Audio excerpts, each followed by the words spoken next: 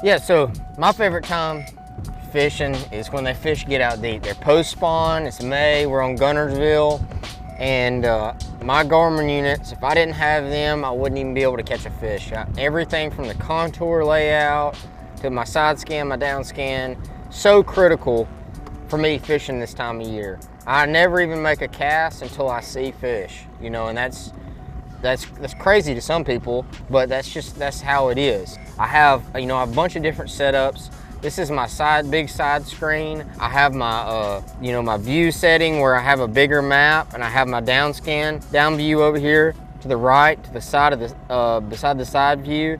And really what I'm looking for is fish. I do not stop and fish unless I see bass.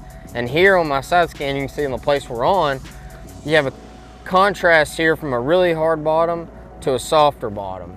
And those fish, you know, that's shell, and the bait fish, the brim, they're gonna be around the shell. And you can see the really hard line there where it went from a really hard bottom to the soft bottom, and that's typically where you're gonna find the bass. So I'll just put a waypoint in, and I'll go back, and now I can idle over that spot that I've marked. I can see it on my contours, and I'll go right back over it. You can watch on here, we go from the hard bottom, from the soft bottom back to the hard bottom. There's 3 or 4 fish right there on that spot that I just marked. See if we can't get a bite real quick. There's some really big schools that get a lot of pressure. And right now we don't have a lot of current. So the fish are they're not really actively feeding like they should be without that current. But one trick I use a lot is to try to get them into that feeding mode, is to throw something finesse out there and just get a bite. With this hair jig, you know, if they're really biting, I can go up to a 3/4 ounce, but this is a 3/8. I really like just a white one. And I throw it on a high-speed reel. This is a 7.4 Quantum KVD Tour Edition rod. And I like a pretty stiff rod because I'm setting the hook a long ways out. High-speed reel so I can pick it up really far off the bottom. And it's just, I just let it pendulum.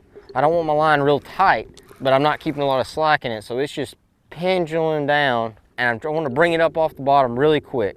I don't really move my rod, I just kind of help it up off the bottom and then let it pendulum down. And then when they get it is when it's on the fall. They'll see it jump up off the bottom and then kind of track it, and then when it just falls, it just looks like a dying shad. And it's a good way to get a reaction bite. You know, something like a swim bait, I'm just reeling through it real slow. It's not really, you know, it's not darting or anything like that. And I really like this hair jig to get a reaction bite out of the fish. There he is. A good one too. I'm talking about old honey melon.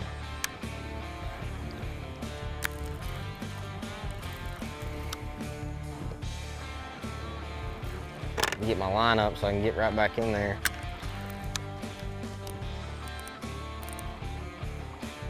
Unless I got her foul hooked or something. Should be a show enough good one. She even come up and show herself.